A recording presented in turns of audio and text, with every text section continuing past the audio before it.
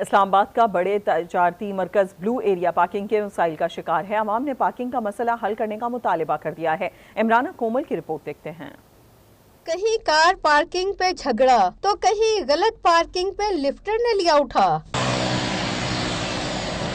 بلو area میں صبح سے رات گئے رش کا سا منظر رہتا ہے۔ یہاں آنے والوں کے لیے سب سے بڑا مسئلہ اپنی گاڑی کو پارک کرنا ہے۔ سوچ کی کمی ہے کہ روڈ پہ گاڑیاں لگا کے چلے جاتے ہیں، یہ نقصان تو آلریڈی ان کا اپنا ہی ہے، تو دوسرے کے لیے بھی ڈسٹرب کرتے ہیں اور روڈ میں کی روانی میں بھی فرق آتا ہے۔ سائڈ پہ ہو کے آپ 5 منٹ آئے 10 منٹ آئے فون کال سن کے اس کے بعد چلے جائیں، لیکن اس بات پہ لوگ بہت لمبی چوڑی بحث کرنا شروع کر دیتے ہیں۔ کافی پڑھے لکھے باشعور لوگ ہیں جو بحث کرتے ہیں۔ شہریوں کا کہنا ہے 5 منٹ کے کام کے لیے گاڑی پارک کرنے میں گھنٹوں گزر جاتے ہیں۔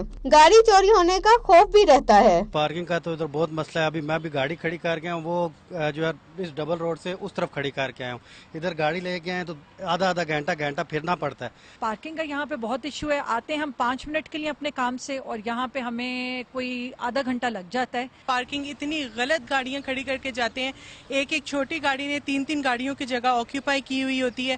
غلط پارکنگ کرنے والوں کو ٹریفک کانسٹیبلز کا پیغام ہے کہ yellow line pick and drop یا ایمرجنسی کے لیے ہے، یہاں گاڑیاں پارک نہ کی جائیں۔ عمرانہ کومل، آج نیوز، اسلام آباد۔